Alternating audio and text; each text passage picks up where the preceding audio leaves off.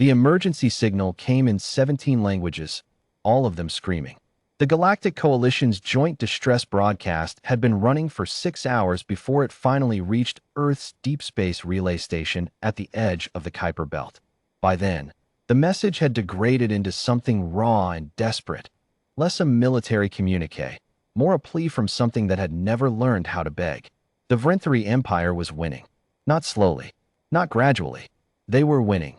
The kind of winning that ends civilizations, that erases species from star charts, that turns populated worlds into quiet, drifting graveyards.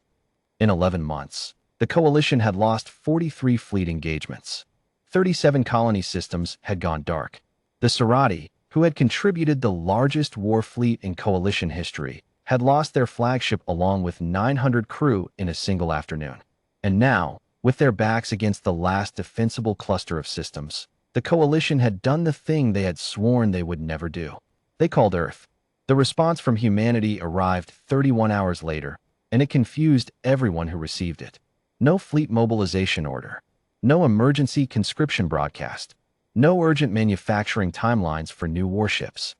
Just a single, plain transmission, short, calm, almost bored in its tone. Acknowledged. Dispatching Thomas Griffin and the INS Meridian. ETA, 9 days. High Admiral Siva of the Sarati stood at the head of the Coalition War Council table and read the message 3 times. Her secondary breathing membranes fluttered, which among her species indicated something between disbelief and offense. 1 warship, she said. The Plahari representative, Counselor Ivina, folded 2 of her forearms. Perhaps the translation was corrupted. Run it again. They ran it again. The message was the same. 1 warship, Admiral Siva repeated. We are losing everything, and they are sending 1 warship. She turned away from the projection. This is humanity's answer to our extinction. No one in the council chamber disagreed with her. There was nothing to say. The Vrinthari would reach the Avith cluster in 19 days. The Coalition had perhaps 40% of their remaining combat-ready vessels positioned there. The math was simple, brutal, and already written. 1 human warship was not going to change the math. The INS Meridian dropped out of faster-than-light travel 8 days and 14 hours after the transmission was sent, arriving not at the Coalition's defensive perimeter, where every remaining warship was anchored, braced, waiting, but at the edge of the Vrinthari advance formation. Alone, Commander Thomas Griffin stood at the center of the Meridian's command bridge, hands clasped behind his back, studying the tactical display with the same quiet focus he brought to everything. He was not a large man. He had a plain face, brown hair going gray at the temples, and eyes that most people described, after meeting him, as very still, like deep water with no wind over it. Lieutenant Lauren Mitchell stood 2 stations to his left, her fingers moving across her targeting array without urgency, building firing solutions the way a craftsman builds furniture, carefully, 1 piece at a time, without rushing. Vrinthari formation? Griffin asked. 312 warships, Mitchell said.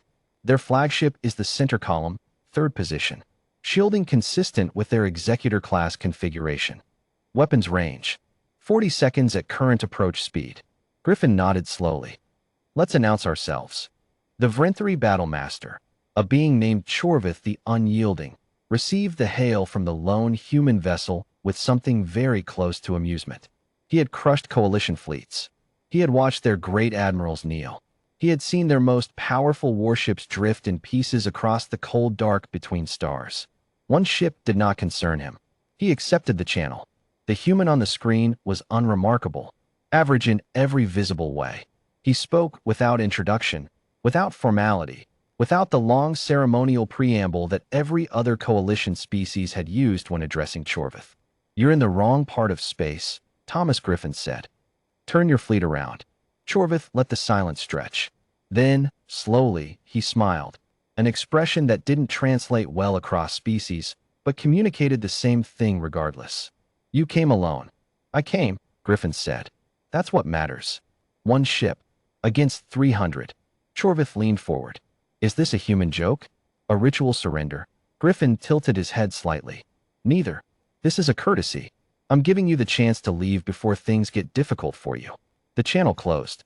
Chorvith ordered the Meridian destroyed. He had annihilated coalition warships twice the Meridian size with standard forward batteries. He had watched Sarati dreadnoughts, the most heavily armored vessels in the known galaxy, break apart under sustained fire.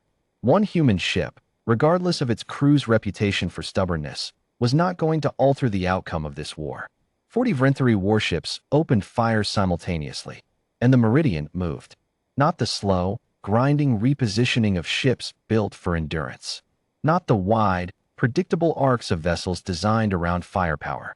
The Meridian moved the way nothing that size was supposed to move, sharp, immediate, like thought translated directly into thrust. It slipped between overlapping fire corridors, crossed the gap between two Vrinthari flanking ships, and was already firing before anyone in Chorvatha's formation had processed what had happened. The first Vrinthari warship lost its engine section in 4 seconds. The second lost its command bridge in 7. Lauren Mitchell's hands moved across her console with a kind of focused serenity that looked, to anyone watching, disturbingly like calm. She wasn't reacting to the battle. She was already 3 moves ahead of it, building solutions to threats that hadn't fully formed yet, redirecting power with the practiced efficiency of someone who had done this in worse circumstances and survived. "Griffin," she said, without looking up, "they're rotating their formation. Trying to box us." "I see it," he said. "They're going to close the angle in about 20 seconds. "I know." He was already adjusting their heading. "Let them." Mitchell glanced up for just a moment. Then she understood and went back to her console. The box closed, and then the Meridian turned into it, driving straight through the formation's center at a speed that forced 3 Vrinthari ships to brake hard to avoid collision. 2 of them collided with each other. The third overcorrected into the firing line of its own flank element, which didn't stop in time. The Vrinthari formation, built for crushing opponents who stood still and fought in the ordered, structured way that warfare had always been conducted in this galaxy, began to fall apart.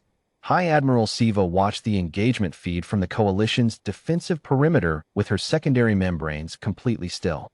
Around her, the War Council had stopped talking, stopped breathing, in the case of species that did so voluntarily. Every eye, every optical sensor, every consciousness in that room was focused on the tactical projection, watching one human warship tear through a fleet of 300 like a blade through water. Counselor Ivina spoke first, very quietly. "They're not fighting."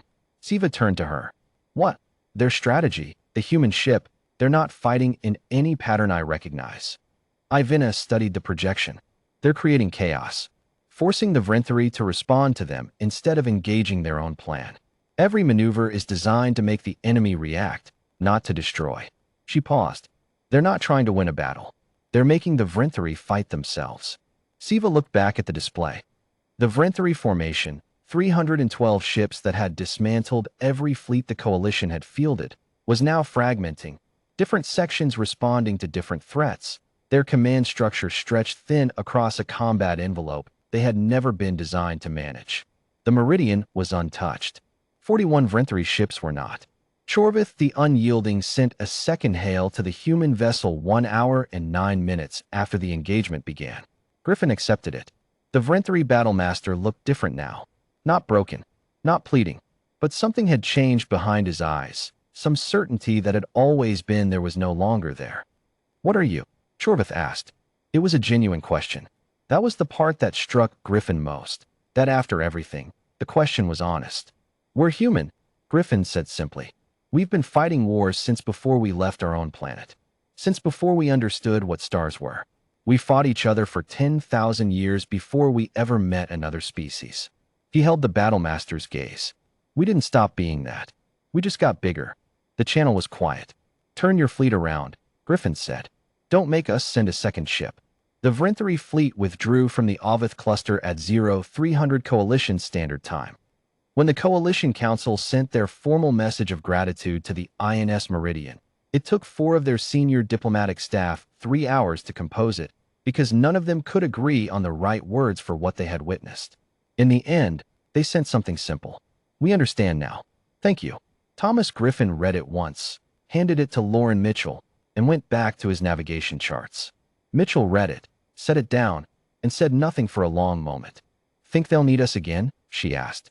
Griffin considered that. Probably, he said. She nodded once and went back to work.